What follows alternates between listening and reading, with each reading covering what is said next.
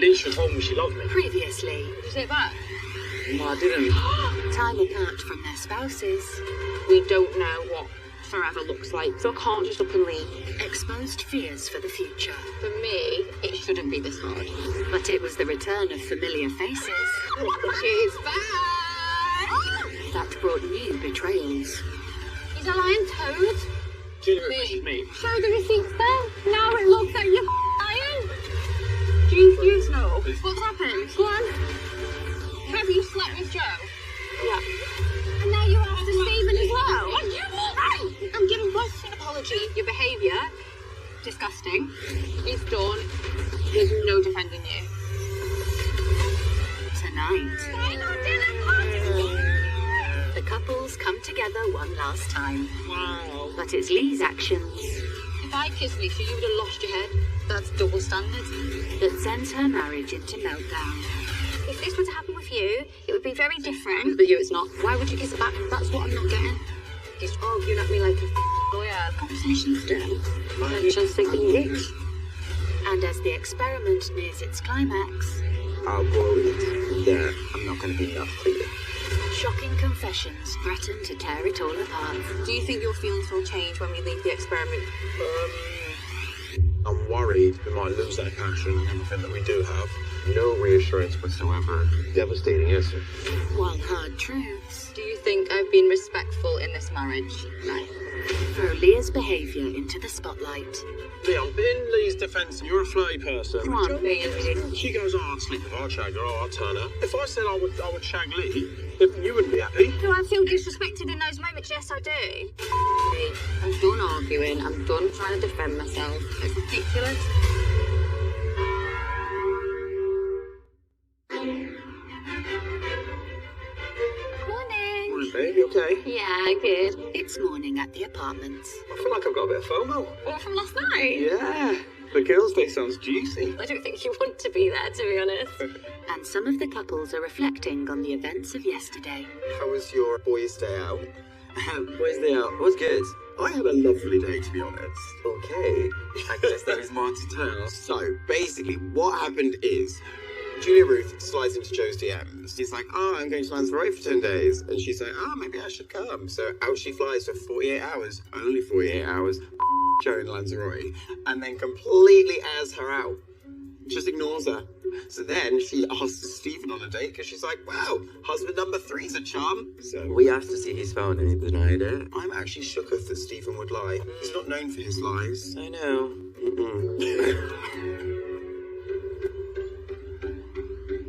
Going into the last dinner party today is a wild thought. Listen, It feels like we've blinked and it's happened. it's like that. Yeah. So many little things we've done together. That has all just gone like that. And we're about to walk in on the final day, and then the next day, we're out of here. Into the real world. Yeah. The big bad world. Are you ready? Mad. No, I'm not ready for it to end. I'm not ready to leave here and to not have this as our little home and our life together. And I'm not ready for it to end, honestly. I'm panicking about what is next. Bailey and I have some really big decisions to make when it comes to the distance and where we'll live. I think it's scary, and I'm sort of burying my head in the sand that these next few days without him aren't coming, but it's something that eventually we're going to have to face. There's so much for me to think about.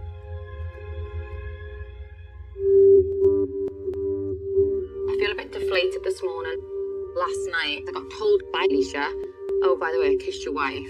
I think you love Billy. I do. Do you? Come on. The action. Aw, come here.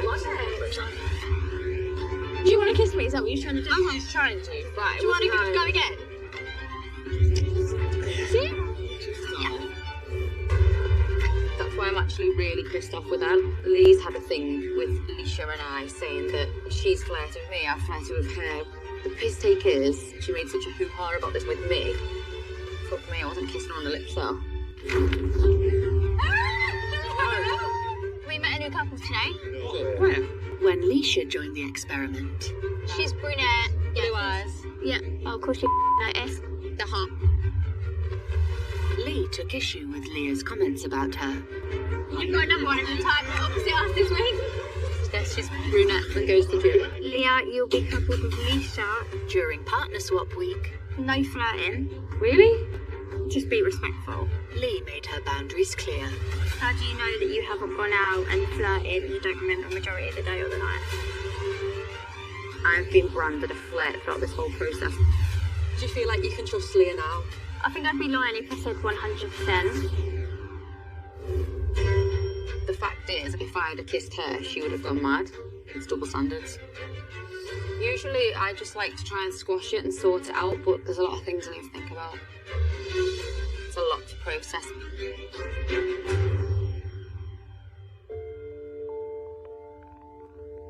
I'm feeling very sad this morning.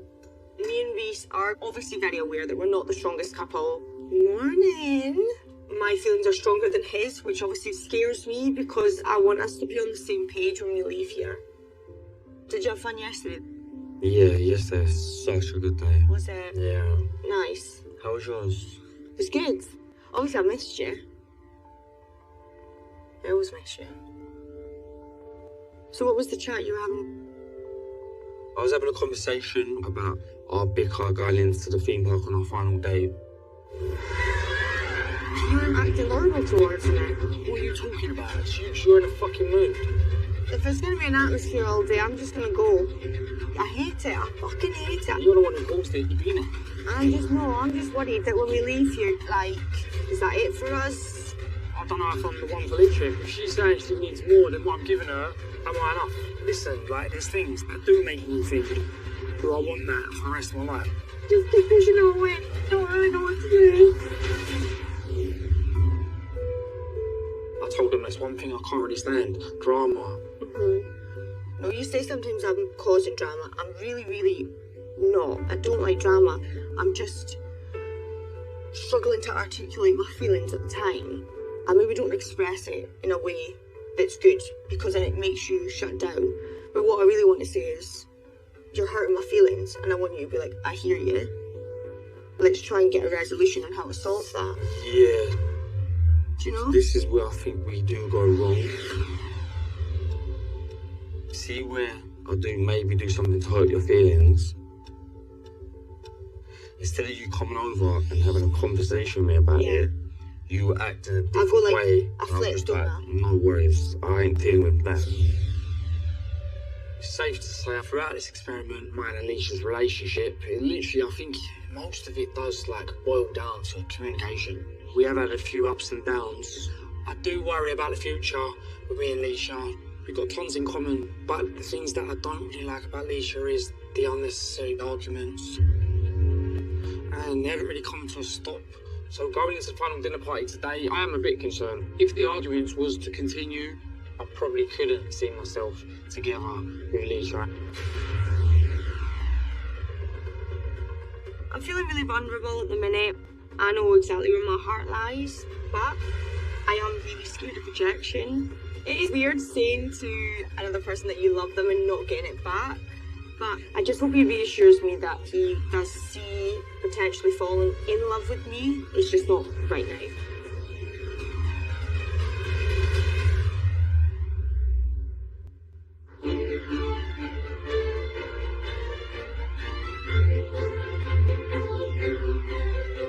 Well, we've arrived at the final dinner party of the experiment. What a journey it's been. The highs, the lows, the drama, all culminating in 5 couples remaining. This is the last time that our couples will all be together before they make the decision whether or not to renew their vows. So I am so excited.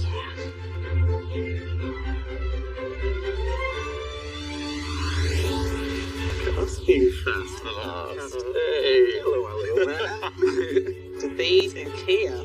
Last time we saw these two, they had a bit of an issue at homestay, but it appears as if they've been able to overcome it. Do you know what this reminds me of? What? Our first dinner party. I was that here or something. Holding hands. Holding hands. I've never been happier. I never thought that, I would meet anyone like you and fall in love. Given it's the last dinner party, it's understandable that our couples are going to be quite sentimental. And this is that opportunity to really look back across the experiment and to remember the highs and some of the lows. And not every couple has made it to this stage, so it's real successful, isn't it? They've got here. Are you going to talk to Lee about Lee kissing Leisha on the girls' day? Ooh, Wow. Lee kissing Leisha. That doesn't make sense. Well, we definitely need to find out a little bit more about what's gone on there, because that doesn't sound right at all. No, certainly not. I don't think it was a full-on kiss. I think it was just a peck. It's not a big deal, but I understand how Leah was feeling, because if it was the opposite case, she would have made a massive thing about it. Yeah. So I do understand that Leah probably is owing a bit of an apology on that end. It can't be one rule for one and one for the other. Yeah. Why did Lee do this? She's the one who's always talked about boundaries. So why cross one? Right. Makes no sense. Yeah. Hello. Hello. We're matching. The happy couple, Rebecca and Bailey. Well, last time we saw Bailey and Rebecca, the big issue of distance in their relationship was coming up. So what I'll be really interested to see tonight is whether they progress that conversation and are starting to actually make some decisions about how they're going to navigate this. She is the last two. Yeah. It feels like it's gone in the blink of an eye. Yeah. It's weird, It's exactly that. And it feels like I've known you a year or two. Yeah. It's How weird. long do you feel like you've known each other for?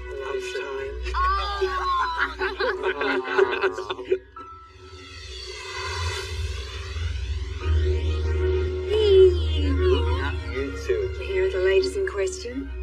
They've walked in together like a unified couple. But last time we saw these two, Lee was accusing Leah of flirting. And now it's really interesting that the tables have turned. Where are you going? Back with the girls. Oh. He's going to talk to Lee and Leah about the kiss between Leisha and Lee yesterday. I don't even know what that was. I know Leisha did say it to Leah. Leisha went, oh, by the way, I kissed your wife today. And Leah went, where? And she was like, on the lips. How are you guys? Good, how are you? Good. Yeah, okay. Have you chatted with her about yesterday? Who brought it up? Leisha was like, I kissed your wife. And then Lee was like, where? And she was like, on the Did she lips. make it sound like it was a thing? I think it's the way that Leisha said it. It was like, oh, I kissed your wife, but like it's not a big deal. Sorry, I'm just bamboozled that it's even a thing. I literally kiss you on the lips, I kiss Kia on the lips, I kiss everyone. It's just something that I do. I'm confused. If I kissed Leisha, you would have lost your head. That's double standards. If I would have come to you and said, oh, I kissed Leisha on the lips. It's because you've told me before that Leisha's been forthcoming with you in situations and flirted, so I think that makes the situation slightly different. I'm really surprised by Lee's response here, because usually she's quite emotionally mature enough to acknowledge, boundaries in relationships. But on this occasion, it kind of feels like she's making excuses for her behaviour as opposed to really taking accountability. Have you ever been paranoid about me and Leisha? No, because I trust you. It's more the double standards thing. I'll take it. If it's made you feel a type of way, then I apologise. I did not mean anything by it. I never assumed that that would ever be a problem. The whole Leisha and Lee kissing, she's trying to spin her side. It's like, yeah, but it's different because I've thought you and Leisha were flirty before. Yeah, you've thought that. So if you do think Leisha's flirty when she's drunk, then why did you let her kiss you? Why do you think that's okay? Answer that.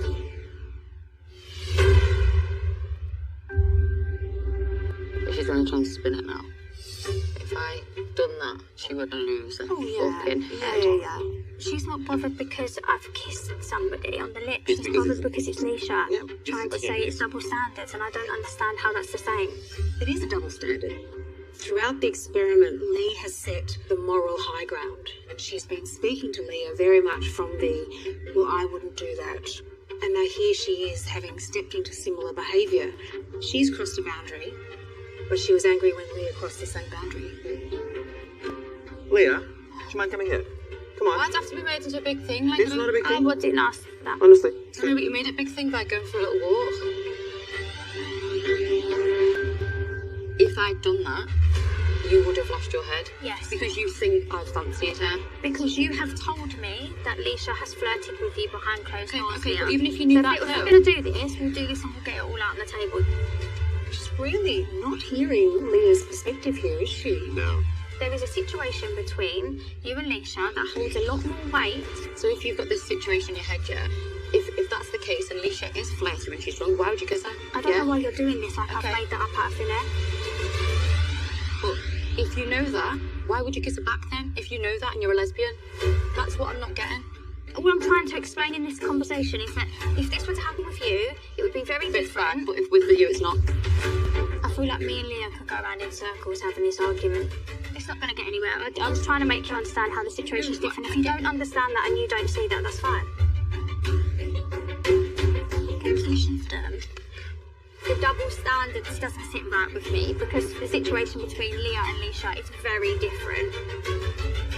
This is typical Lee. She gets on her high horse, arguing at me like a fucking lawyer. Like, this whole process I've had to justify myself because I think people are good looking. Just admit you have double standards. Drop it, move on. I actually don't know where I stand with this person.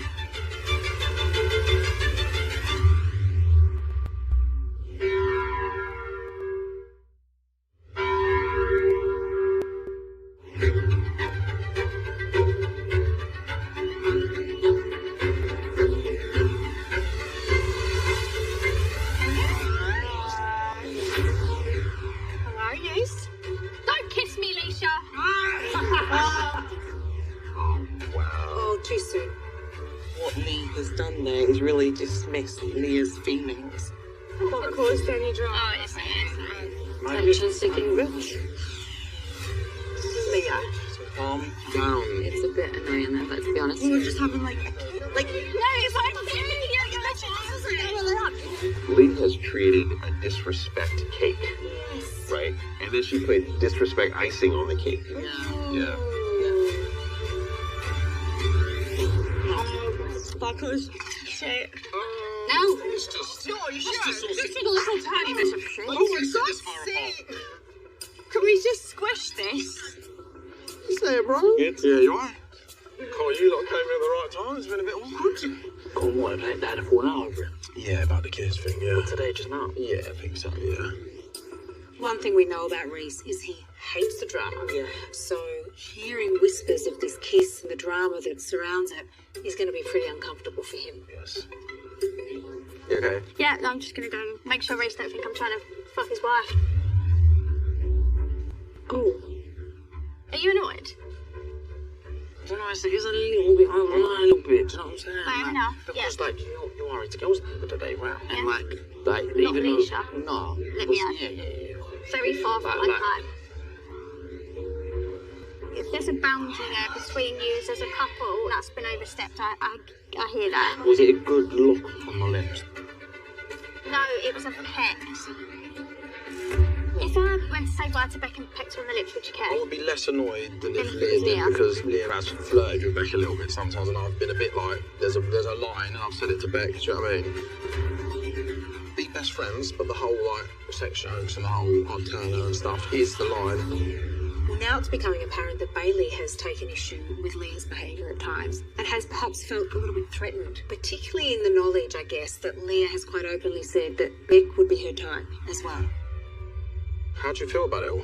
Well, I've said to Leach, like, if the drama continues, I won't put up with it, and I certainly won't stick around for it.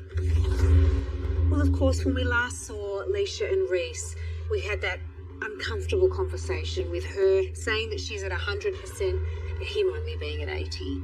Reese is essentially saying, if you could just hold off on the drama for a while, then I might fall in love with you. It kind of feels like he's testing Leisha. You know, as soon as she makes a mistake, then she's in the doghouse. Yeah.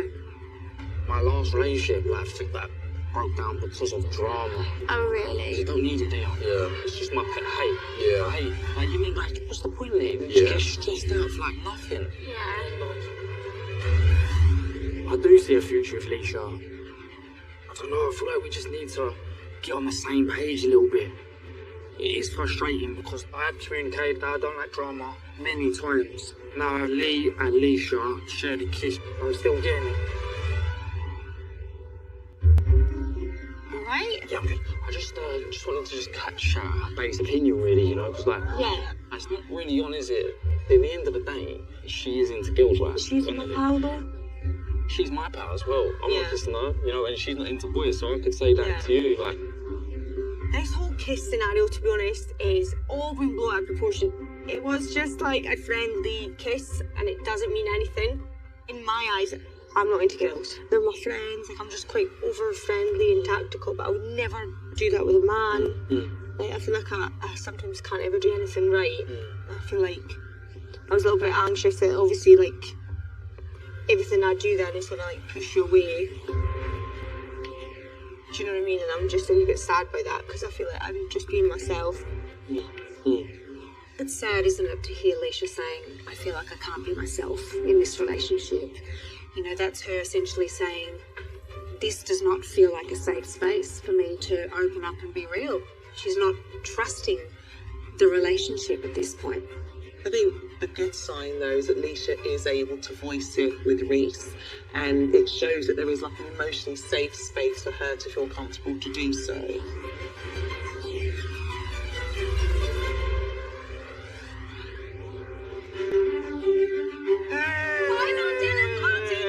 Our gorgeous, happy couple. And of course, the last time we saw Abby and John, they shared with us that they have told each other that they love each other. They are all in. They are banking on this relationship and talking about how they're going to take it to the next level outside the experiment. Hello! Oh my gosh, you guys! Wow, what an outfit. Stunning!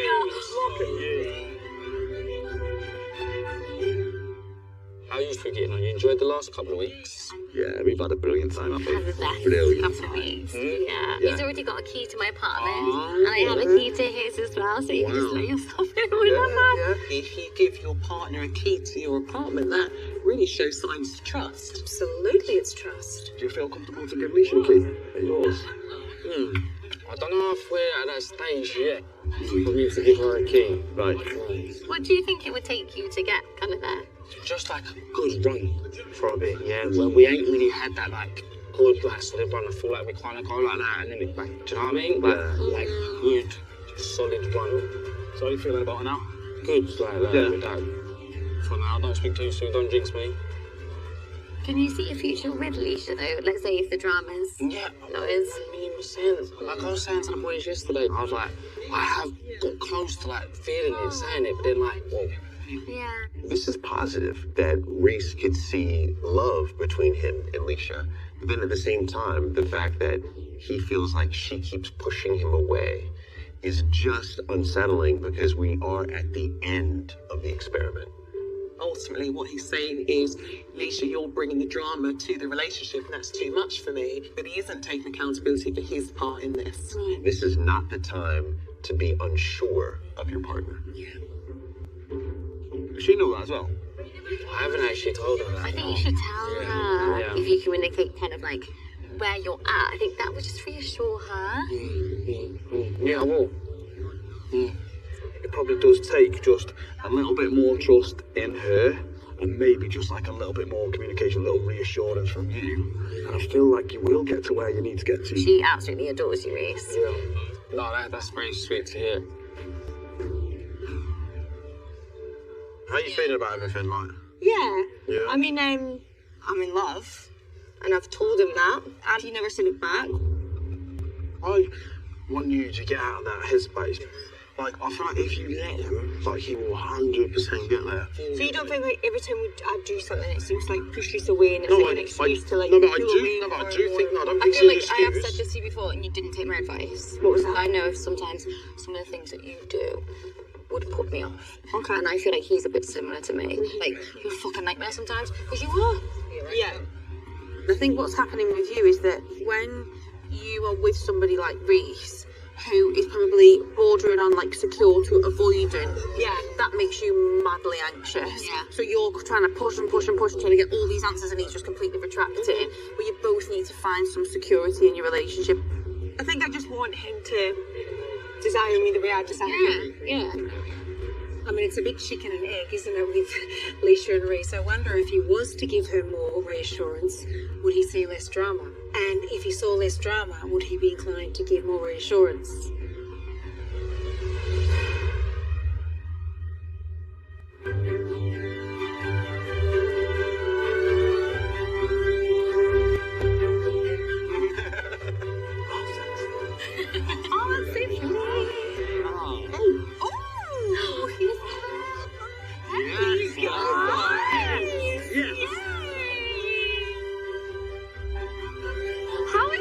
Thanks. It's the final dinner party. To our final dinner party. Cheers, guys. I was a bit sad this morning. I'm excited, but like no doubt sad about like us not waking up together every morning. It's a bit mad, isn't it? You know, when everything's been so certain over the last few weeks. Yeah. And now it's gonna be uncertain, isn't it? I feel like it's the end of a chapter. Yeah. What's been everyone's highlight? Mine has to be the wedding day. You'd have so many fears before the wedding day, thinking about like, oh, you know, like, will I be paired with the right person? And then like turning around and seeing Abby, all my worries like disappeared. When he turned round, there's these bright blue eyes, and I think that was, definitely my favourite moment today. Abby and John, you can really see love radiating from them. And also you can see how important this has been for them to meet the love of their lives. And they've met each other, which is fantastic. Our high, my high, I don't know about yours, but like the last night on our honeymoon, I was on the rooftop of the hotel. They like set out this lovely table for us, load of candles.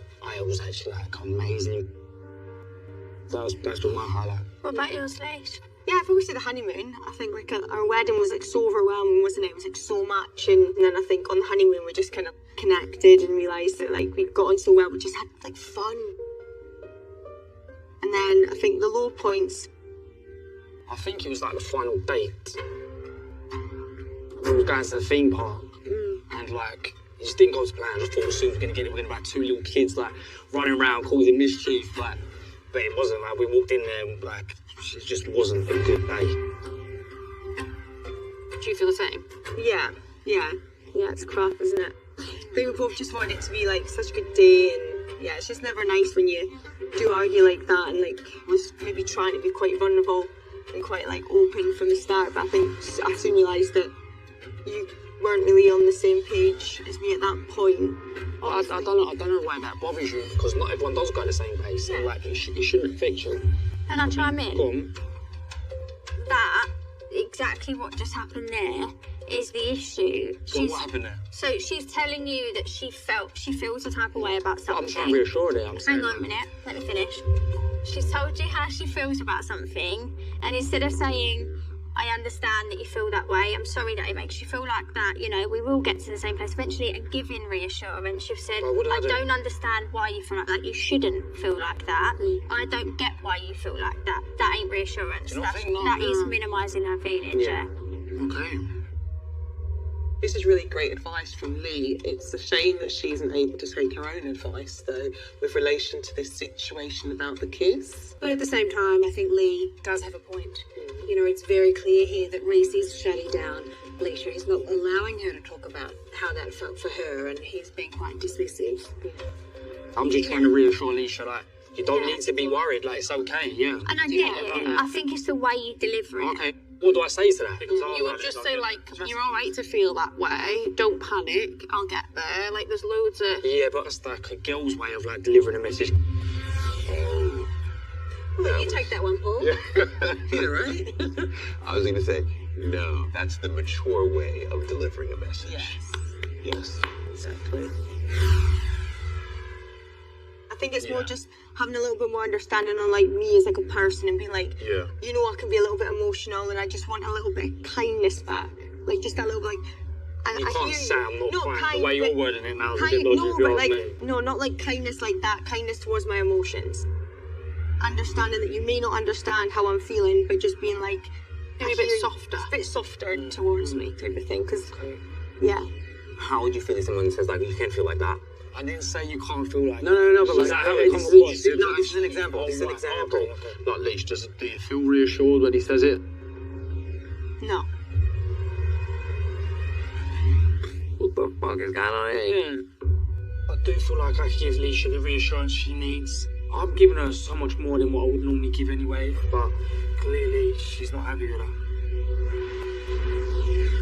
Leisha, do you think it's because obviously you've told Reese that you love him, and so do you think it's because like he's obviously not there yet, then there's that insecurity there and that kind of worry, and that's where it's coming from? Yeah, of course. Like I think obviously because I know I'm not getting what I'm giving back, which nearly should, because if he's not there yet, I don't want it unless he's there. So like it's not that I want anybody to be like untrue. It's just obviously I think like I've given him everything.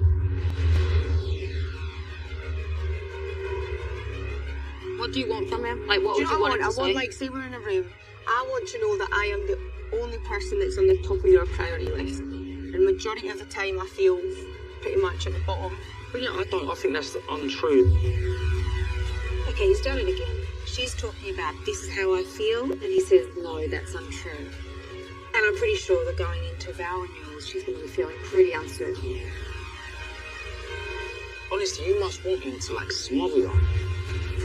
You won't be satisfied until I'm literally, like, picking up baby, you know, it seems like. No, Reese. It's getting disrespectful, isn't it? Yeah. And of course, this isn't what Leisha is saying. What she's saying is that she just wants him to acknowledge how she's feeling. She's not asking for smothering. She's not going over the top in terms of what she needs from him. She wants basic respect and acknowledgement. Yes. I think it's just so scary because we're leaving on very different terms, and I'm like, is it strong enough for it to, you know, I know it is for me, like I'll travel to the end of whatever to be with you, but I just believe it is. I think I'm just so scared of being hurt.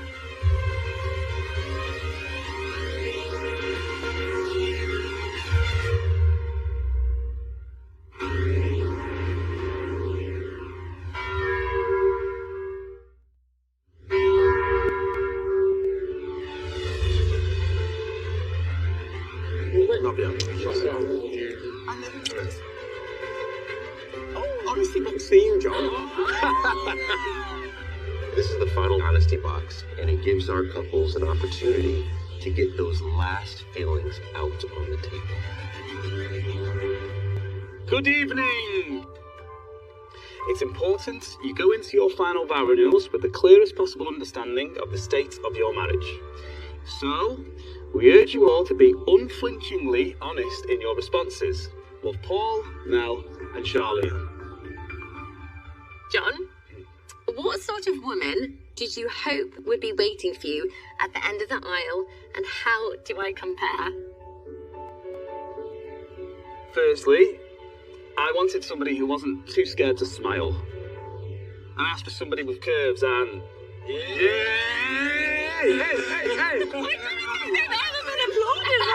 Thanks, guys, thank you. But those are the things I asked the experts for. And then you've done things throughout this experiment that, like, I've not known that I've needed. I've not known that, do you know what, I'm probably not as secure about my personality than I've needed. Yes, I did need somebody that was really supportive and would really champion me like you do. I didn't ask the experts for that. That's exactly what I got and exactly what I needed as well. So I've got even more than I said to the experts.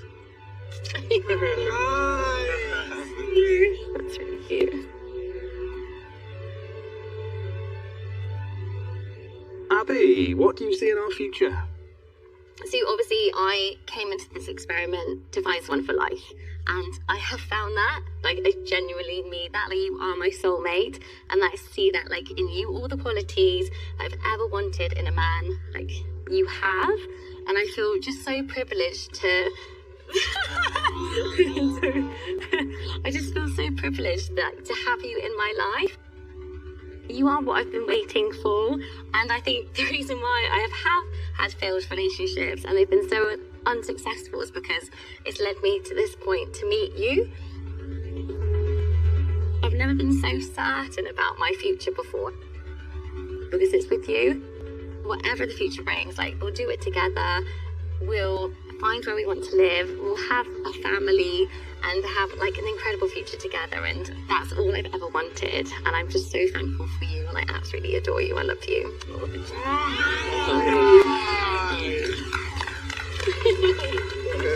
cute. Now that had to be the best speech we've ever heard, right? Great. Beautiful. But you can see that it really came from her heart, and she really meant it, and I think that's why we see the emotion there in John. Me too.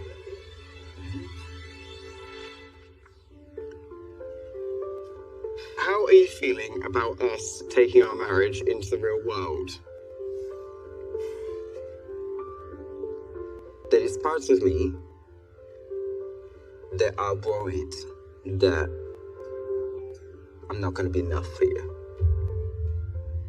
That we'll drift apart. and you realize that I wasn't what you wanted. I'm just worried that in your world I won't fit in because I'm not enough. In this relationship, you know that you're enough. For your world, I'm just afraid I'm not going to be enough. You are my world. If you don't fit into my world needs to change, not you.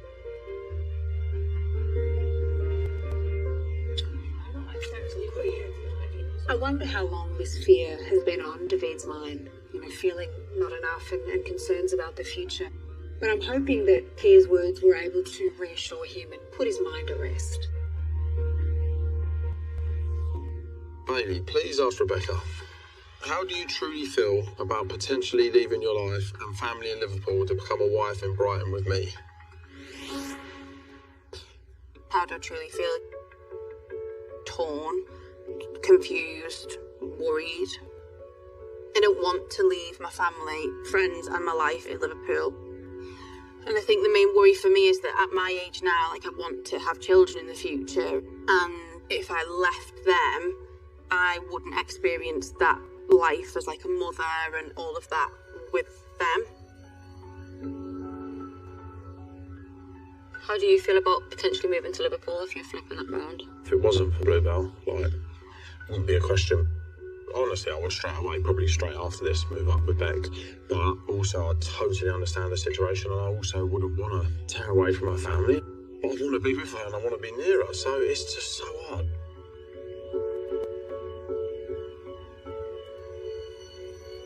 Bailey, we are used to spending every moment together. Do you think your feelings will change when we leave the experiment due to the distance?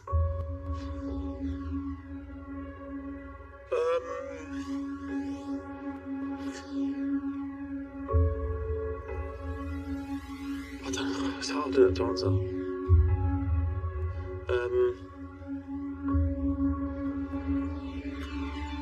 I feel like there's a bit of a worry that when the intensity isn't there, that something might change. We might lose that intensity and lose that passion.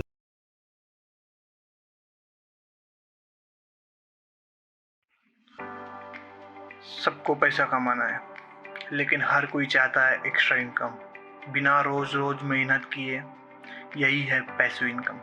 लेकिन internet पर बहुत से fake ideas घूम रहे हैं, तो आज मैं आपको बताऊंगा passive income ideas that actually work. Dividend stock and mutual fund. अगर आपके पास थोड़ा सा पैसा है इन्वेस्ट करने के लिए, तो डिविडेंड स्टॉक और म्यूचुअल फंड सबसे रिलायबल सोर्स है। जब आप डिविडेंड देने वाले स्टॉक खरीदते हैं, तो कंपनी अपने प्रॉफिट का कुछ हिस्सा हर साल या हर क्वार्टर आपके साथ शेयर करता है। इसे कहते हैं डिविडेंड पे आउट। एग्जाम्पल, अगर आपने 1 लाख इन्वेस्ट किया और कंपनी 5% डिविडेंड देती है, तो आप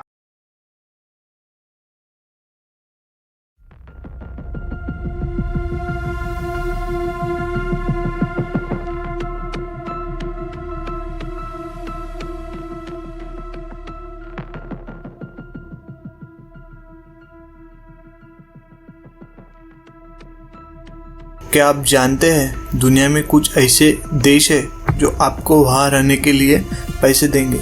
जी हाँ, नॉर्मली हम सोचते हैं कि दूसरे देश में जाने के लिए लाखों खर्च रहा है। आज के इस वीडियो में हम सिंपल लैंग्वेज में से समझेंगे इंडिया का स्टॉक मार्केट इतना बूम क्यों हो रहा है। चलिए दोस्तों, अब बात करते हैं फॉरेन इन्वेस्टर का इंटरेस्ट। सबसे पहला रीज़न है FII inflow. Foreign institutional investor India के स्टॉक मार्केट में अग्रेसिवली इन्वेस्ट कर रहे हैं। क्योंकि इंडिया अब एक फास्टेस्ट ग्रोइंग इकोनॉमी बन गया है। चाइना की स्लोडाउन के बाद इन्वेस्टर को एक स्टेबल और ग्रोथ ओरिएंटेड मार्केट चाहिए था, और वो इंडिया में मिल रहा है। चलिए अब बात करते हैं सेक्टर बूम की। तीसरा फैक्टर है कुछ सेक्टर का बूम, जैसे टेक सेक्टर, बैंकिंग सेक्टर और ऑटो इंडस्ट्री अभी ग्रोथ फेज में है। EV एडॉप्शन, डिजिटलाइजेशन और फिनटेक की वजह से नए बिजनेस मॉडल इमर्ज हो रहे हैं। इन्हीं सेक्टर की वजह से मार्केट को एक स्ट्रॉन्ग पुश मिल रहा है। अब बात आती है गवर्नमेंट पॉलिसीज पे। इतना महंगा क्यों होता जा रहा है? और इंडिया में इसका क्रेज इतना ज़्यादा क्यों है। चलिए सिंपल वर्ड्स में समझते हैं। बात आती है हिस्टोरिकल इम्पोर्टेंस की। सबसे पहले बात करते हैं हिस्ट्री की। गोल्ड हमेशा से एक सेफ एसेट माना गया है। पहले के ज़माने में गोल्ड को करेंसी की तरह यूज़ किया जाता था। हर कल्चर और सिविलाइजेशन में गोल्ड एक सिंबॉलिक वैल्यू रहा है, चाहे यूरोप हो या इंडिया। इंडिया में तो गोल्ड एक इमोशन है। शादी, फेस्टिवल, इन्वेस्टमेंट, हर जगह गोल्ड की डिमांड बनी रहती है और डिमांड हाई हो तो नेचुरली प्राइस भी ऊपर ही जाती है। अब बात करते हैं ग्लोबल फैक्टर्स की। अब समझते हैं कि ग्लोबल लेवल पर कौन से फैक्टर है जो गोल्ड प्राइस को पुश करती है। फर्स्ट है इन्फ्लेशन हेज। जब इकोनॉमी में इन्फ्लेशन बढ़ता है और चीज़ें महंगी होती है, इन्वेस्टर अपना पैसा सेफ जगह पार्क करना चाहता है। तब सबसे को हर साल 5,000 एक्स्ट्रा मिलेंगे बिना कुछ किए। म्यूचुअल फंड में भी कुछ स्कीम डिविडेंड ऑप्शन देती है। यह सेफ और लीगल तरीका है पैसिव इनकम गेन करने का। डिजिटल प्रोडक्ट्स आज की डिजिटल दुनिया का सबसे हॉट पैसिव इनकम सोर्स है। इसमें आपको एक बार मेहनत करनी पड़ती है और उसके बाद आपका प्रोडक्ट लाइफ टाइम बिक सकता है। एग्जाम्पल, आप ई बुक लिख सकते हैं, कोई ऑनलाइन कोर्स बना सकते हैं या Excel PowerPoint template design कर सकते हैं।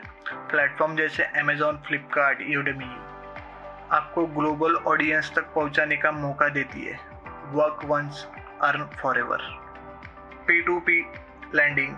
अगर आपके पास कुछ पैसा इन्वेस्ट करने के लिए है तो P2P लैंडिंग एक नया तरीका है पैसिव इनकम बनाने का। इसमें आप किसी प्लेटफॉर्म के जरिए डायरेक्टली ब्रोवर्स को लोन देते हैं और बदले में इंटरेस्ट कमाते हैं। एग्जाम्पल, अगर आप 50,000 इन्वेस्ट करते हैं और ब्रोवर आपको 12% इंटरेस्ट देता है तो साल भर में आपको 6,000 मिल सकते हैं। हाँ, इसमें रिस्क भी है। ब्रोवर्स डिफॉल्टर हो सकता है, लेकिन अगर आप डाइवर्सिफाई करते हैं, मल्टीपल ब्रोवर्स को पैसे देते हैं तो रिस्क कम हो जाता है। YouTube automation faceless. चौथा रीज़न है government reforms. PLI scheme, infrastructure spending और easy of doing business policy ने इन्वेस्टर का कॉन्फिडेंस बढ़ाया है। जब सरकार ने production link incentive scheme introduce की तो मैन्युफैक्चरिंग और एक्सपोर्ट दोनों बढ़े, जिनका बेनिफिट स्टॉक मार्केट को भी मिला। But is this really safe? अब सबसे इम्पोर्टेंट सवाल है, क्या ये रियली सेफ है या बबल बन रहा है? एक्सपर्ट्स कहते हैं कि फंडामेंटल स्ट्रॉन्ग है, लेकिन शॉर्ट टर्म में करेक्शन हमेशा पॉसिबल है। लेकिन लॉन्ग टर्म इन्वेस्टर के लिए इंडिया एक गोल्डन अपॉर्चुनिटी है, क्योंकि ग्रोथ पोटेंशियल अभी बहुत ज़्यादा है। Rising middle class and retail investor रहा है। इस एक्सपोर्ट, जॉब्स और इंडस्ट्रियल ग्रोथ बढ़ रही है और इसका डायरेक्ट फ़ायदा लिस्टेड इंडियन कंपनीज को मिल रहा है। तो दोस्तों, अब आपको क्लियर हो गया होगा कि इंडिया का स्टॉक मार्केट 2025 में बूम क्यों हो रहा है।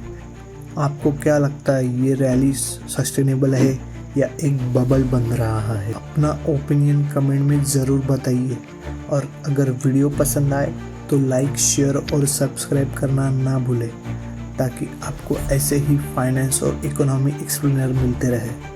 चलिए दोस्तों, मिलते हैं नेक्स्ट वीडियो में। तब तक के लिए जय हिंद, जय भारत।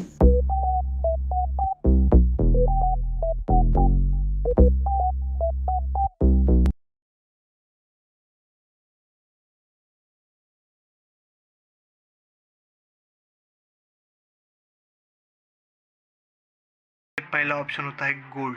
बात करते हैं यूएस डॉलर रिलेशन की। गोल्ड का ट्रेड ग्लोबली डॉलर में होता है। जब यूएस डॉलर वीक होता है, गोल्ड का प्राइस ऑटोमेटिकली बढ़ जाता है। अब बात करते हैं सेंट्रल बैंक्स बाइंग की। आज भी दुनिया के सेंट्रल बैंक्स अपने रिजर्व में गोल्ड को स्टोर करते हैं। जब सेंट्रल बैंक्स ज़्यादा गोल्ड का खरीदती है, प्राइस ऊपर ही चली जाती है। ग्लोबल अनसर्टेनिटी आती है।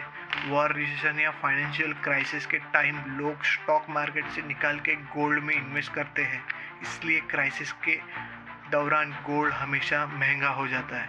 अब देखते हैं इंडिया के फैक्टर्स। अब बात करते हैं इंडिया की। जहां दुनिया का सबसे ज़्यादा गोल्ड इंपोर्ट होता है। कल्चर डिमांड, इंडिया में शादी सीजन और फेस्टिवल जैसे दिवाली, चतुर्थी, धनत्रयोदशी पर गोल्ड खरीदना एक ट्रेडिशन है। डिमांड स्पाइक होती है तो प्राइस भी ऊपर ही जाती है। इंपोर्ट डिपेंडेंसी, भारत खुद गोल्ड प्रोड्यूस नहीं करता, हमें 90% से ज़्यादा गोल्ड इंपोर्ट करना पड़ता है। अगर रुपए वीक हो डॉलर के अगेंस्ट तो गोल्ड का इंपोर्ट और महंगा पड़ता है। Taxes and duties, government import duty और जीएसटी लगाती है जो प्राइस को और पुश करती है। यानी इंडियन फैक्टर्स, ग्लोबल डिमांड हमेशा गोल्ड प्राइस के लिए अपवर्ड प्रेशर रहती है। वाइट रेयरली फॉल्स, अब आप सोच रहे होंगे कभी कभी गोल्ड का प्राइस गिरता भी है। हाँ, शॉर्ट टर्म में गिर सकता है जब स्टॉक मार्केट अच्छा परफॉर्म करे, लेकिन लॉन्ग टर्म में गोल्ड का प्राइस एक ही डायरेक्शन होता है। रीज़न सिंपल है, गोल्ड एक लिमिटेड रिसोर्स है, उसकी सप्लाई बढ़ नहीं सकती जितनी डिमांड बढ़ रही है, और जब डिमांड सप्लाई तो नेचुरली प्राइस हमेशा बढ़ेगा ही। तो दोस्तों, अब आपको क्लियर हो गया होगा कि गोल्ड की प्राइस हमेशा लॉन्ग टर्म। चैनल आज बहुत लोग YouTube पर बिना फेस दिखाए भी लाखों कमा रहे हैं। इसे कहते हैं YouTube ऑटोमेशन। इसमें आप खुद वीडियो रिकॉर्ड नहीं करते बल्कि स्क्रिप्ट, वॉइस ओवर और एडिटिंग फ्रीलांसर से करवाते हैं। आपके पास सिर्फ एक चैनल आइडिया होना चाहिए, जैसे फैक्ट, फाइनेंस, मोटिवेशन या स्टोरीज। जब आपकी वीडियोस पर व्यू और सब्सक्राइबर आते हैं तो आपको पैसा मिलता है एड, स्पॉन्सरशिप और अफिलिएट लिंक से। यह शुरुआत में मेहनत मांगता है, लेकिन बाद में यह कंसिस्टेंट पैसिव इनकम देता है। अफिलिएट मार्केटिंग सबसे आसान और low cost investment passive income idea है। यह आपको किसी प्रोडक्ट या सर्विस को प्रमोट करना होता है। हर बार जब कोई आपके लिंक से प्रोडक्ट खरीदता है आपको कमीशन मिलता है। एग्जाम्पल, अमेजॉन, फ्लिपकार्ट या अन्य कंपनीज अपने अफिलिएट प्रोग्राम देते हैं। अगर आप सोशल मीडिया या ब्लॉग पर अच्छे से प्रमोट करते हैं तो हर महीने हज़ारों कमा सकते हैं। यह ज़रूरी है कि आप सिर्फ प्रमोशन पर डिपेंड न करें बल्कि वैल्यूएबल कंटेंट भी दे जिसे लोग ट्रस्ट करें। रियल एस्टेट को हमेशा लॉन्ग टर्म पैसिव इनकम का किंग माना गया है। आप फ्लैट, शॉप या लैंड खरीदकर उसे रेंट पर दे सकते हैं। हर महीने आपको फिक्स रेंटल इनकम मिलेगी। एग्जाम्पल, अगर आपने 20 लाख का फ्लैट लिया और हर महीने 10,000 रेंट पर जाता है तो साल भर में 1,20,000 की पैसिव इनकम हो गई। इसके अलावा एयरबम जैसे प्लेटफॉर्म से शॉर्ट टर्म रेंटल करा के आप और ज़्यादा कमा सकते हैं। हाँ, इसमें इनिशियल इन्वेस्टमेंट बड़ा है लेकिन रिटर्न बहुत लंबे समय तक आता है। तो ये थे passive income ideas that actually work. याद रखिए, पैसिव इनकम का मतलब ये नहीं कि बिल्कुल काम नहीं करना पड़ेगा। शुरुआत में मेहनत करनी ही पड़ती है, लेकिन एक बार सेटअप होने के बाद ये इनकम बार बार आती रहती है। आपको इनमें से कौन सा आइडिया सबसे ज़्यादा यूजफुल लगा कमेंट में बताइए। और ऐसे ही पैसे कमाने के टिप्स और आइडिया के लिए चैनल को सब्सक्राइब करना मत भूलिए।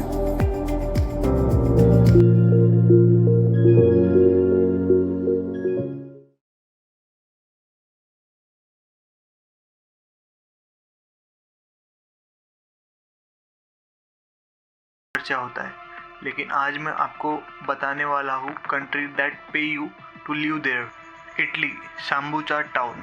इटली के छोटे छोटे गांव में पॉपुलेशन कम हो रही है, इसलिए वही की गवर्नमेंट को लोगों को अट्रैक्ट करने के लिए एक यूरोपियन हाउस ऑफर कर रही है।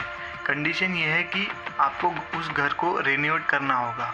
इससे न केवल आपको चीप प्रॉपर्टी मिलती है बल्कि आप यूरोपियन लाइफस्टाइल एंजॉय कर सकते हैं। इमेजिन कीजिए इटली में अपना घर, वो भी 1 यूरो में। Switzerland, Albanian village. स्विट्ज़रलैंड का अल्बेनियन विलेज नए लोगों को वहाँ सेटल करने के लिए अडल्ट को लगभग 20 लाख रुपए और बच्चों को 8 लाख तक देता है। कंडीशन, आपको कम से कम 10 साल वही रहना होगा। सोचिए, स्विट्ज़रलैंड जैसी खूबसूरत कंट्री में रहना और ऊपर से फाइनेंशियल सपोर्ट मिलना, ये डबल फ़ायदा है। Ireland remote work programme. Ireland remote work और डिजिटल नोट्स को अट्रैक्ट करने के लिए स्पेशल स्कीम चला रहा है। यहाँ आप ग्रीन कार्ड के साथ रीलोकेशन बोनस भी पा सकते हैं। इसका फ़ायदा उन लोगों को है जो आईटी फ्रीलांसिंग या रिमोट जॉब करते हैं, क्योंकि आप कहीं से भी काम कर सकते हैं और आयरलैंड से पैसा भी बचा सकते हैं।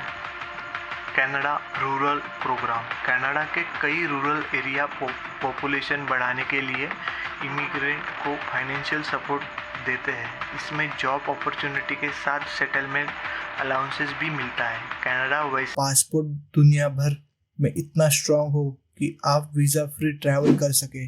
जहां हम दुनिया की सबसे बड़ी प्रॉब्लम को सॉल्व करते हैं, क्लाइमेट चेंज से लेकर आर्टिफिशियल इंटेलिजेंस तक, ये सब कुछ पॉसिबल है एक ऐसे फ्यूचर में जहां इंडिया की इकोनॉमी 10 ट्रिलियन की हो जाती है। नमस्कार दोस्तों, वेलकम बैक टू चैनल। आज का टॉपिक एकदम सहमत करने वाला है। What if India become a 10 trillion economy. आज हम देखेंगे कि ये नंबर क्या है, कैसे पहुंचेंगे और मोस्ट इम्पोर्टेंटली इससे आपकी लाइफ पर क्या असर पड़ेगा। What does 10 trillion even mean. पहले इस फिगर को समझते हैं। आज इंडिया की इकोनॉमी है रफली 3.7 ट्रिलियन। ये दुनिया की 5th सबसे बड़ी इकोनॉमी है। 10 ट्रिलियन का मतलब है कि दोस्तों हम ऑलरेडी इसके सबसे बड़ी एग्जांपल है यूपीआई, हमारा इंडिया स्टैक, आधार यूपीआई, ONDC, ये दुनिया को जेलस कर रहा है। 10 ट्रिलियन इकोनॉमी में ये digital infrastructure, small businesses, farmer, सबको ग्लोबल मार्केट से कनेक्ट करेगा। फिनटेक, एडटेक, हेल्थटेक, ये सब नए पिलर्स बनेंगे। बात करते हैं इंफ्रास्ट्रक्चर ब्लिट्स की। सोचिए, bullet train, world class highways, modern port और एयरपोर्ट, ये सब गुड्स और लोगों को क्विकली मूव करने में हेल्प करेगा, जैसे इकोनॉमी फास्टर ग्रो करेगी। अब बात करते हैं सेगमेंट 2 की। आपकी लाइफ बदलेगी, द ह्यूमन इम्पैक्ट। अब आती है सबसे इंटरेस्टिंग बात, इसका आपकी लाइफ पर क्या फर्क पड़ेगा। Personal income and lifestyle. आज हमारा कैपिटा इनकम है अराउंड $2,600।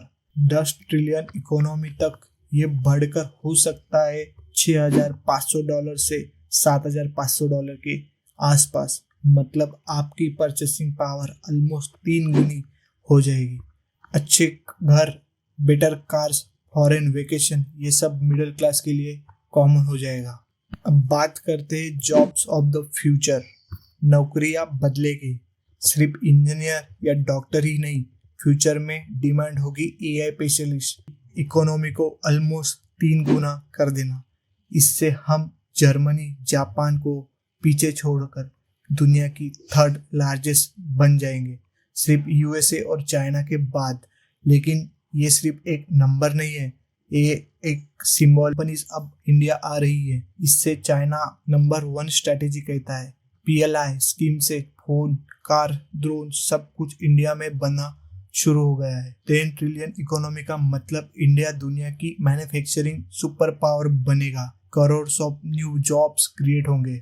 अब बात करते हैं डिजिटल रिवॉल्यूशन की। Digital India. इन इक्वालिटी, क्या ग्रोथ सिर्फ अमीरों तक की रहेगी या पूरी तरीके से डाउन होगी? ग्रोथ को इंक्लूसिव बनाना होगा। सस्टेनेबिलिटी। इतनी बड़ी इकोनॉमी अगर पॉपुलेशन फैलाएगी तो climate change human seriously affect करेगा। We have to grow green. Renewable energy पर फोकस करना ही पड़ेगा। Geopolitics, global tension, supply chain problem, ये सब हमारी ग्रोथ को अफेक्ट कर सकता है। The agriculture revolution, from farming to agri business.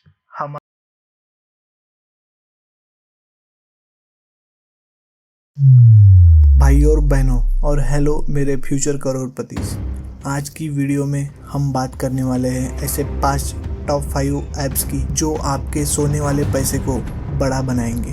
अब आप सोच रहे होंगे यार हर कोई यही कहता है पैसे डबल करो, पैसे डबल करो, लेकिन आज मैं जो ऐप्स बताने वाला हूँ वो स्पेशली जेनजी और बिगनर्स के लिए है। Easy to use, low investment शुरू एंड मोस्ट इम्पोर्टेंटली एजुकेशनल। तो साइड में एक चाय कॉफ़ी लेके आइए एंड लेट्स गेट स्टार्टेड। पर पहले एक इम्पोर्टेंट डिस्क्लेमर है मेरे तरफ से। I am not a SEBI registered financial adviser. This is not financial advice. Investment are just subject to market risk. Please read all scheme related to document carefully. ये video सिर्फ educational purpose के लिए है, अपना own research करना और risk analyse करना मत भूलिए। तो चलिए शुरू करते हैं। अब बात आती है टॉप 5 ऐप्स की। नंबर 1 पे है नमस्ते दोस्तों। आज हम बात करेंगे एक ऐसे आंदोलन की जो नेपाल में दुनिया का ध्यान खींच रही है, जेन जी प्रोटेस्ट। लेकिन ये प्रोटेस्ट अलग है क्योंकि इसमें ना कोई एक बड़ा लीडर है, ना कोई पॉलिटिकल का कंट्रोल। ये है डिसेंट्रलाइज लीडरलेस एक्टिविज्म, एक नई स्ट्रेटेजी जो जेन जी ने सड़कों और सोशल मीडिया पर लाई है।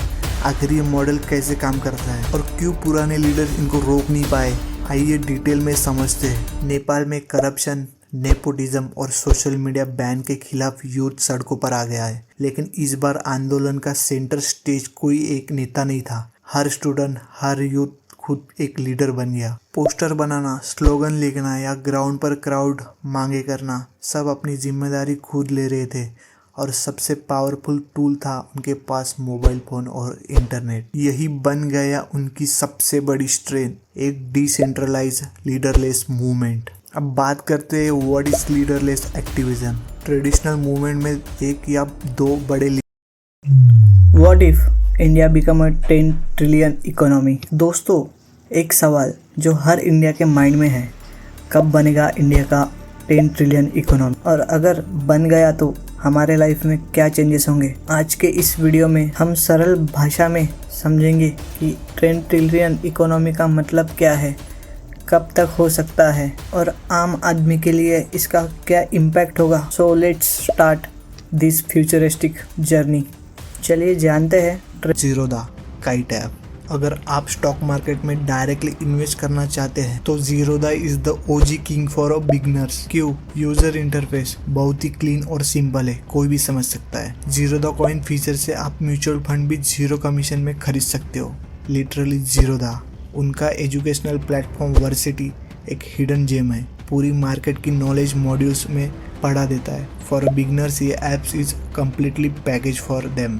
अब बात करते हैं नंबर 2 ऐप्स की। ग्रो, जीरोधा का बिगेस्ट कॉम्पिटिटर और एकदम बिगनर फ्रेंडली। ग्रो ने शुरुआत ही सिर्फ म्यूचुअल फंड से की थी, इसलिए उनकी यूएसपी ही सिंप्लिसिटी है। यूआई यूएक्स बिल्कुल इंस्टाग्राम जैसा स्मूथ है। एक बार यूज़ करो, you will get addicted to checking your portfolio। Stock, US stock, mutual fund, gold, सब कुछ एक ही जगह। अगर आपको स्टॉक मार्केट का ABC भी नहीं आता, ग्रो आपको स्टेप बाय स्टेप गाइड करता है। It's literally made for Gen Zs. अब बात करते हैं नंबर 3 ऐप की, विंट वेल्थ। ये थोड़ा नया कंसेप्ट है। Wint wealth alternative investment provide करता है, मतलब जो रेगुलर स्टॉक मार्केट में इजीली नहीं मिलता। इसमें आप real estate, corporate bonds, pre IPO share में इन्वेस्ट कर सकते हो with a relative low amount. Risk थोड़ा ज़्यादा हो सकता है compare to mutual fund, but return भी पोटेंशियली अच्छे होते हैं। डाइवर्सिफाई करने के लिए बेस्ट ऑप्शन है। थोड़ा रिस्क लेने को तैयार हो तो ये ऐप ट्राई ज़रूर करना। बात करते हैं नंबर 4 ऐप की, कुआरा या इंडिया मनी। ये ऐप्स आपके पूरे फाइनेंशियल हेल्थ को मैनेज करने में हेल्प करती है। Kuvera is super for direct mutual fund with 0 charge. Goal based investing है, जैसे कार लेना है, घर लेना है, उसके हिसाब से प्लान बनाता है। इंडिया मनी भी ऐसा ही है, प्लस इसमें आप अपने लोन्स, एक्सपेंस और US स्टॉक भी मैनेज कर सकते हैं। It's a like your personal finance super app. इन्हें यूज़ करके आप अपने पूरे फाइनेंशियल पिक्चर को एक जगह देख सकते हो। अब फाइनली नंबर 5 की बारी आती है, स्मॉल केस। स्मॉल केस एक ऐप नहीं, एक प्लेटफॉर्म है जो ब्रोकर के लिए जीरोधा और ग्रो के थ्रू काम करता है। ये एक ब्रिलियंट कंसेप्ट है। Instead of buying one single stock, आप एक बास्केट ऑफ स्टॉक में इन्वेस्ट करते हो, जैसे डिजिटल इंडिया स्मॉल केस या ग्रीन एनर्जी स्मॉल केस। एक क्लिक में आप 15 या 20 कंपनी में इन्वेस्ट कर देते हो। डाइवर्सिफिकेशन ऑटोमेटिकली हो जाता है। लॉन्ग टर्म वेल्थ बनाने के लिए एंड कंसेप्ट पे बिलीव करने के लिए स्मॉल केस बेस्ट है।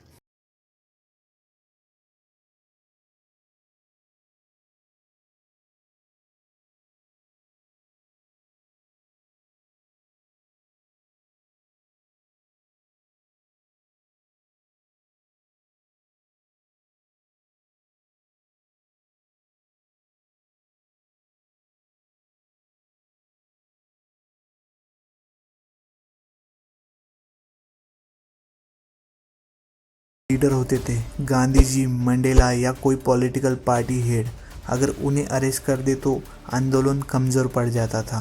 लेकिन जेन ज़ी का मॉडल अलग है।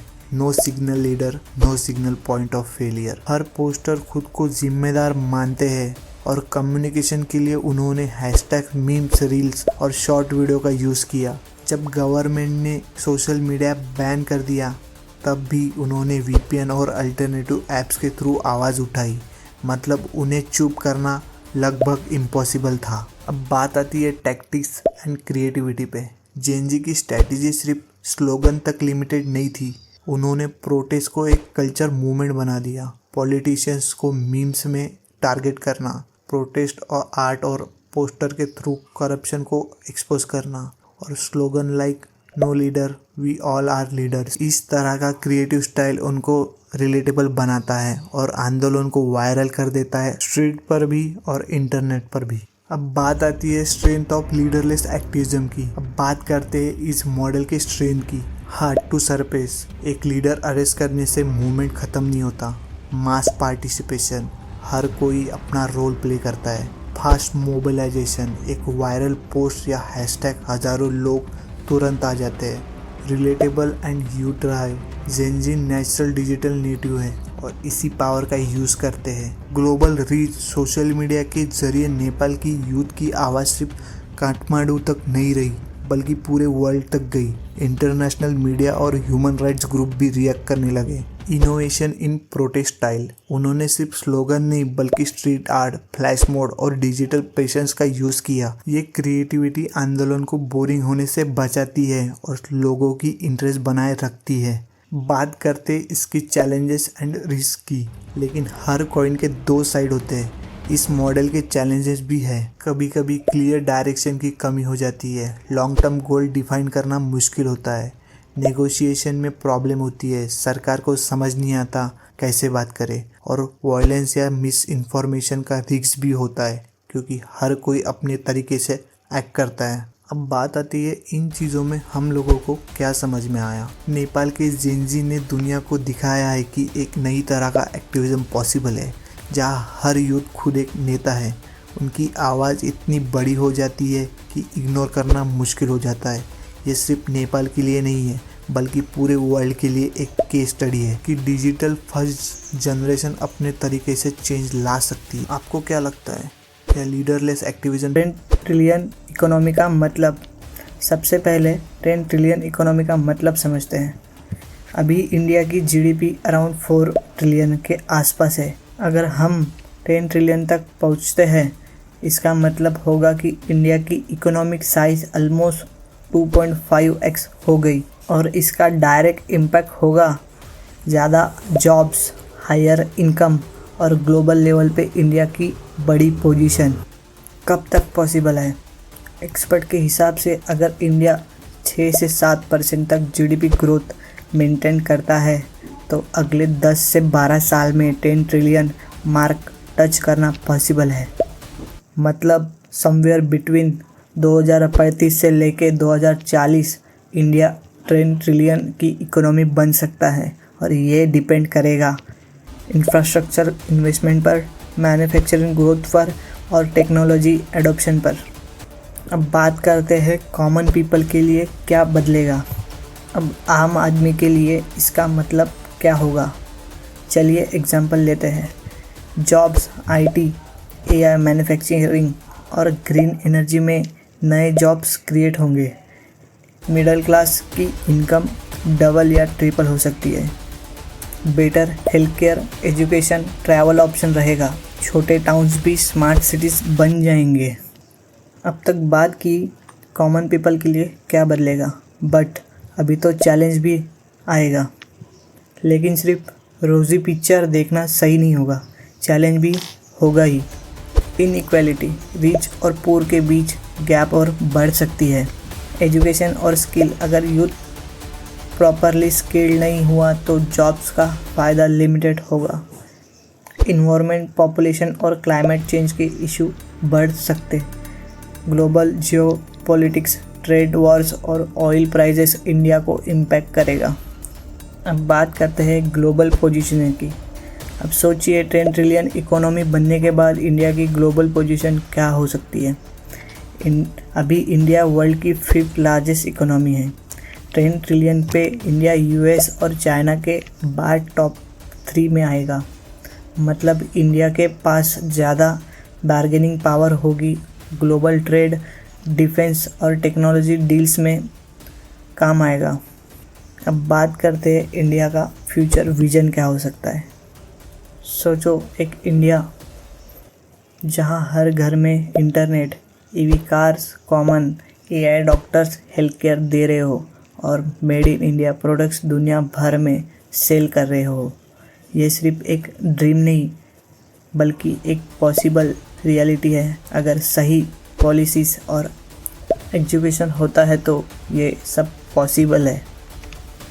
तो दोस्तों, अगर इंडिया 10 ट्रिलियन इकोनॉमी बन जाता है तो दुनिया के मैप पर हमारी जगह और स्ट्रॉन्ग होगी।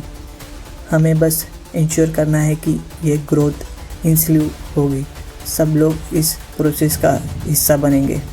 आपको क्या लगता है इंडिया किस ईयर तक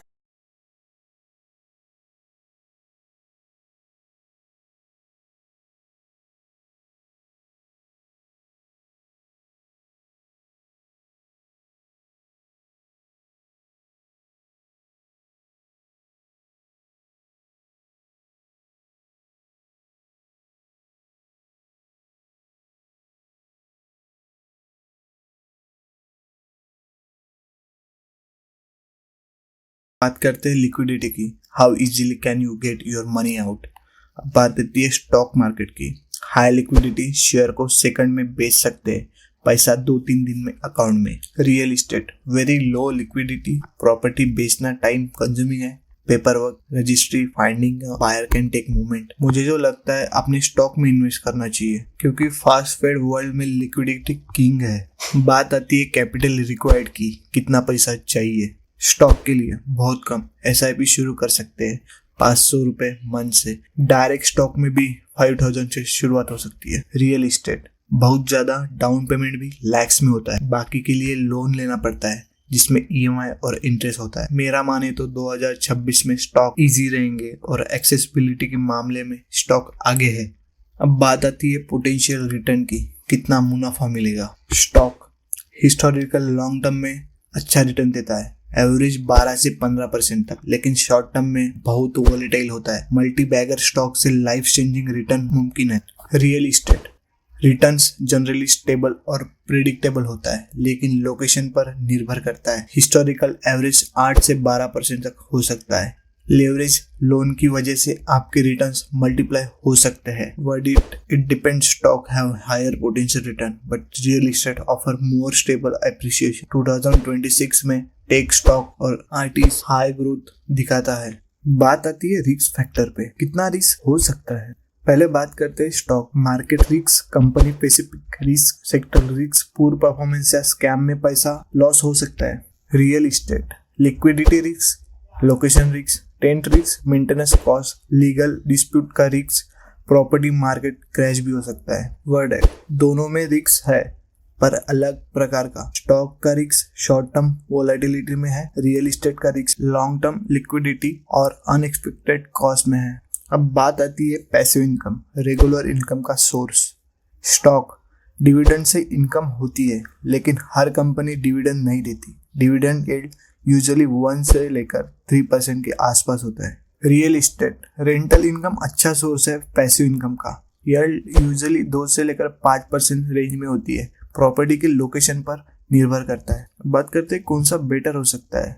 2026 में real estate has a clear edge of consistent passive income but stock can be more hands off once investment. जरूरी फैक्टर है कंट्रोल एंड एक्सपर्टीज, आपका कितना कंट्रोल है। स्टॉक, आपके पास कंट्रोल नहीं है कंपनी के ऑपरेशन पर, आप बस बाय मिलेंगे जरूर। Retail participation, apps like grow, Zerodha की वजह से और ज्यादा लोग स्टॉक मार्केट में इन्वेस्ट करेंगे, लिक्विडिटी बढ़ेगी। Global factor, US federal reserve की पॉलिसी, रिसेशन फियर और जियोपॉलिटिकल टेंशन वोलेटिलिटी ला सकता है। 2026 में भी ये फैक्टर इंपॉर्टेंट रहेंगे। For real estate 2026 infrastructure push, government highway, metros, airport बना रही, इन इंफ्रास्ट्रक्चर प्रोजेक्ट के आसपास की प्रॉपर्टीज की वैल्यू बढ़ने की स्ट्रॉन्ग प्रोबेबिलिटी है। हाइब्रिड वर्क कल्चर, कोविड के बाद लोग छोटे शहरों या सबर्ब्स में बड़े घर प्रेफर कर रहे हैं। रेजिडेंशियल डिमांड इन एरियाज में स्ट्रॉन्ग रहेगा। रियल एस्टेट इन्वेस्टमेंट ट्रस्ट, ये स्टॉक मार्केट में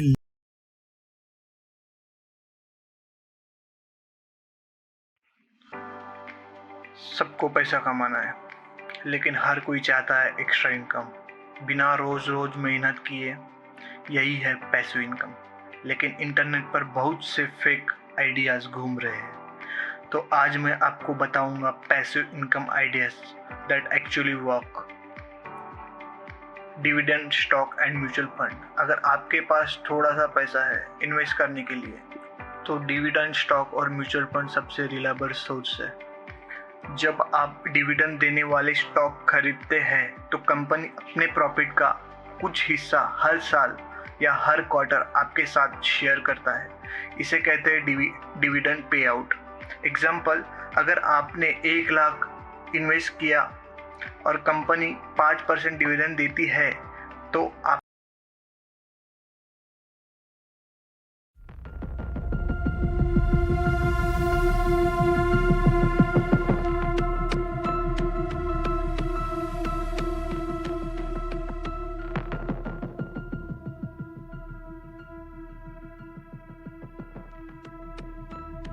क्या आप जानते हैं दुनिया में कुछ ऐसे देश है जो आपको वहाँ रहने के लिए पैसे देंगे?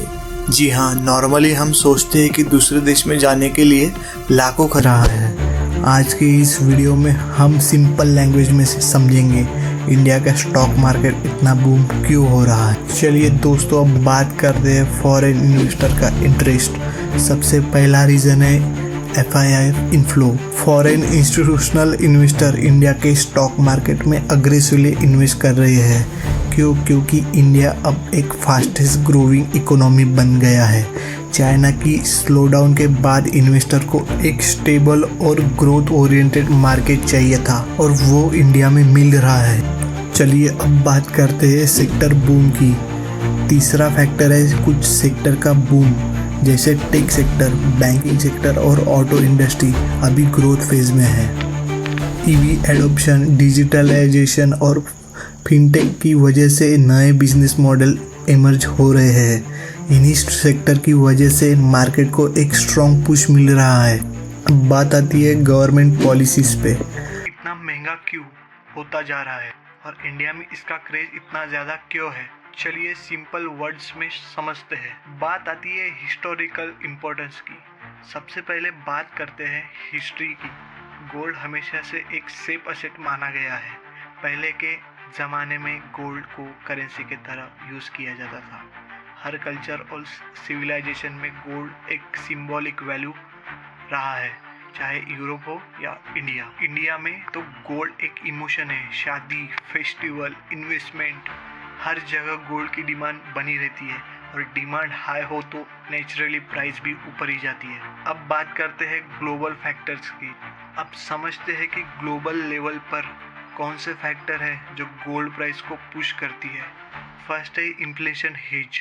जब इकोनॉमी में इन्फ्लेशन बढ़ता है और चीज़ें महंगी होती है, इन्वेस्टर अपना पैसा सेफ जगह पार्क करना चाहता है। तब सबसे को हर साल 5,000 एक्स्ट्रा मिलेंगे बिना कुछ किए। म्यूचुअल फंड में भी कुछ स्कीम डिविडेंड ऑप्शन देती है। यह सेफ और लीगल तरीका है पैसिव इनकम गेन करने का। डिजिटल प्रोडक्ट्स आज की डिजिटल दुनिया का सबसे हॉट पैसिव इनकम सोर्स है। इसमें आपको एक बार मेहनत करनी पड़ती है और उसके बाद आपका प्रोडक्ट लाइफ टाइम बिक सकता है। एग्जाम्पल, आप ई-बुक लिख सकते हैं, कोई ऑनलाइन कोर्स बना सकते हैं, या एक्सेल पावरपॉइंट टेम्पलेट डिज़ाइन कर सकते हैं। प्लेटफॉर्म जैसे अमेजॉन, फ्लिपकार्ट, यूडेमी आपको ग्लोबल ऑडियंस तक पहुंचाने का मौका देती है। Work once earn forever. P2P lending. अगर आपके पास कुछ पैसा इन्वेस्ट करने के लिए है, तो P2P लैंडिंग एक नया तरीका है पैसिव इनकम बनाने का।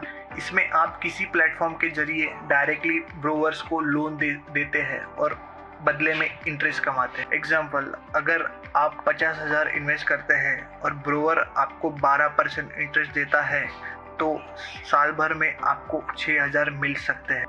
हाँ, इसमें रिस्क भी है, ब्रोवर्स डिफॉल्टर हो सकता है, लेकिन अगर आप डाइवर्सिफाई करते हैं, मल्टीपल ब्रोवर्स को पैसे देते हैं तो रिस्क कम हो जाता है।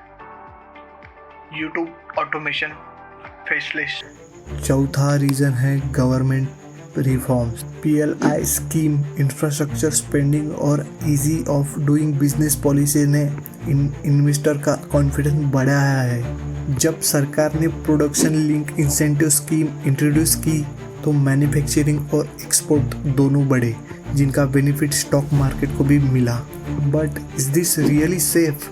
अब सबसे इम्पोर्टेंट सवाल है, क्या ये रियली सेफ है या बबल बन रहा है?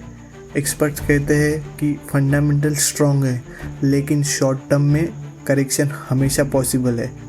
लेकिन लॉन्ग टर्म इन्वेस्टर के लिए इंडिया एक गोल्डन अपॉर्चुनिटी है, क्योंकि ग्रोथ पोटेंशियल अभी बहुत ज़्यादा है।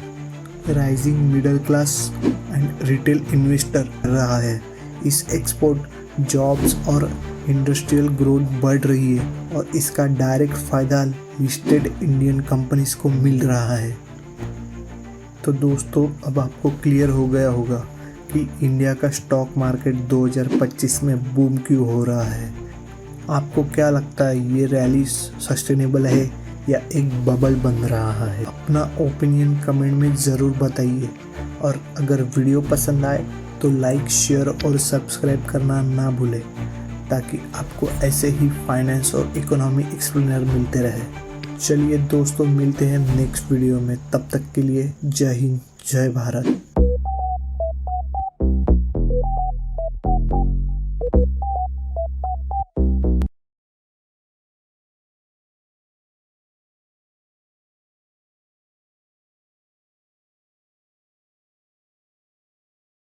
पहला ऑप्शन होता है गोल्ड।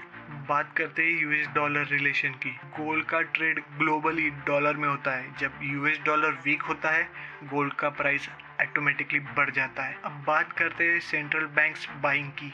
आज भी दुनिया के सेंट्रल बैंक्स अपने रिजर्व में गोल्ड को स्टोर करते हैं। जब सेंट्रल बैंक्स ज़्यादा गोल्ड का खरीदती है, प्राइस ऊपर ही चली जाती है। ग्लोबल अनसर्टेनिटी आती है, वॉर, रिसेशन या फाइनेंशियल क्राइसिस के टाइम लोग स्टॉक मार्केट से निकाल के गोल्ड में इन्वेस्ट करते हैं। इसलिए क्राइसिस के दौरान गोल्ड हमेशा महंगा हो जाता है। अब देखते हैं इंडिया के फैक्टर्स। अब बात करते हैं इंडिया की, जहां दुनिया का सबसे ज़्यादा गोल्ड इंपोर्ट होता है। Culture demand. इंडिया में शादी सीजन और फेस्टिवल जैसे दिवाली, चतुर्थी, धनत्रयोदशी पर गोल्ड खरीदना एक ट्रेडिशन है।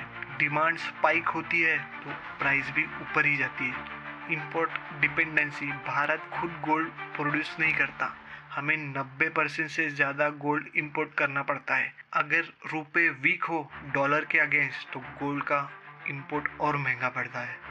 Taxes and duties. Government import duty और GST लगाती है, जो प्राइस को और पुश करती है।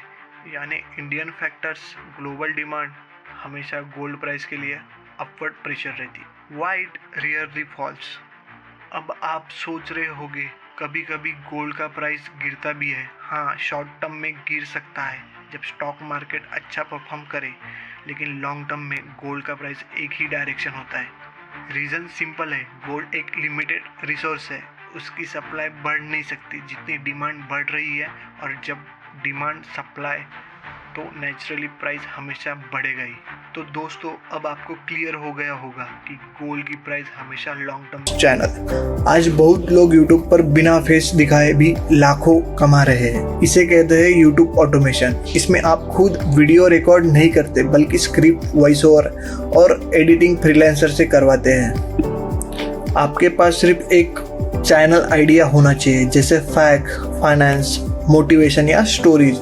जब आपकी वीडियोस पर व्यू और सब्सक्राइबर आते हैं तो आपको पैसा मिलता है, एड, स्पॉन्सरशिप और अफिलिएट लिंक से। यह शुरुआत में मेहनत मांगता है, लेकिन बाद में यह कंसिस्टेंट पैसिव इनकम देता है। अफिलिएट मार्केटिंग सबसे आसान और low cost investment passive income idea है। यह आपको किसी प्रोडक्ट या सर्विस को प्रमोट करना होता है।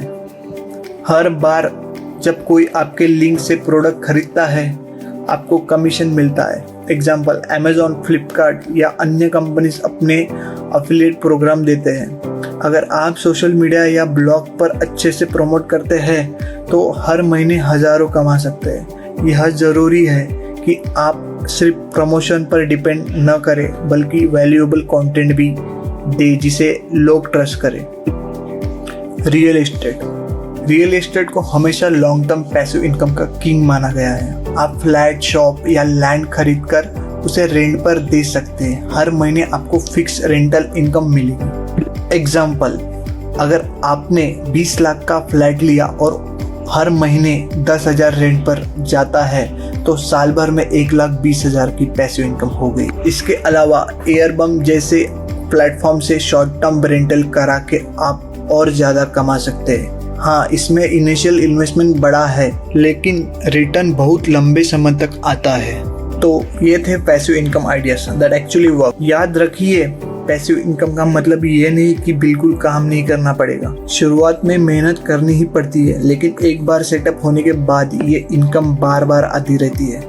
आपको इनमें से कौन सा आइडिया सबसे ज़्यादा यूजफुल लगा कमेंट में बताइए। और ऐसे ही पैसे कमाने के टिप्स और आइडिया के लिए चैनल को सब्सक्राइब करना मत भूलिए।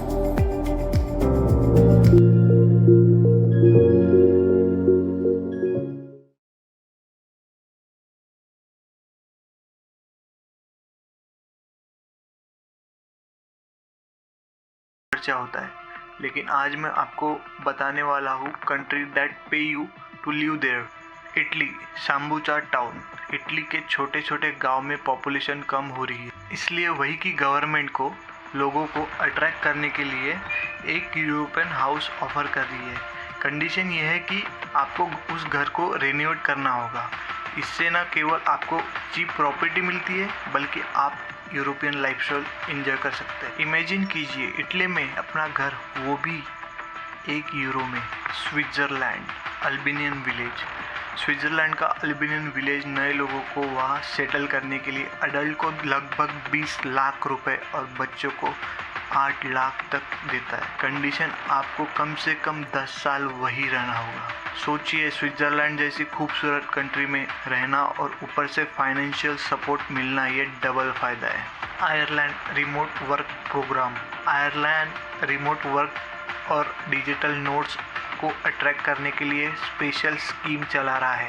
यहाँ आप ग्रीन कार्ड के साथ रीलोकेशन बोनस भी पा सकते हैं। इसका फ़ायदा उन लोगों को है जो IT फ्रीलांसिंग या रिमोट जॉब करते हैं, क्योंकि आप कहीं से भी काम कर सकते हैं और आयरलैंड से पैसा भी बचा सकते हैं। Canada rural programme. कनाडा के कई रूरल एरिया पॉपुलेशन बढ़ाने के लिए इमिग्रेंट को फाइनेंशियल सपोर्ट देते हैं। इसमें जॉब अपॉर्चुनिटी के साथ सेटलमेंट अलाउंसेस भी मिलता है। कनाडा वैसे पासपोर्ट दुनिया भर में इतना स्ट्रांग हो कि आप वीज़ा फ्री ट्रैवल कर सके।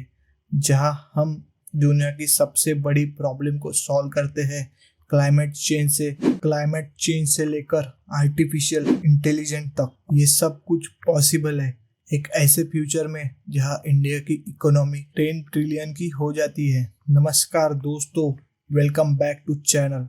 आज का टॉपिक एकदम सहमत करने वाला है। What if India become a 10 trillion economy. आज हम देखेंगे कि ये नंबर क्या है, कैसे पहुंचेंगे और मोस्ट इम्पोर्टेंटली इससे आपकी लाइफ पर क्या असर पड़ेगा। What does 10 trillion even mean. पहले इस फिगर को समझते हैं। आज इंडिया की इकोनॉमी है रफली 3.7 ट्रिलियन। ये दुनिया की 5th सबसे बड़ी इकोनॉमी है। 10 ट्रिलियन का मतलब है कि दोस्तों हम ऑलरेडी इसके सबसे बड़ी एग्जांपल है UPI, हमारा इंडिया स्टैक, आधार UPI, ONDC, ये दुनिया को जेलस कर रहा है।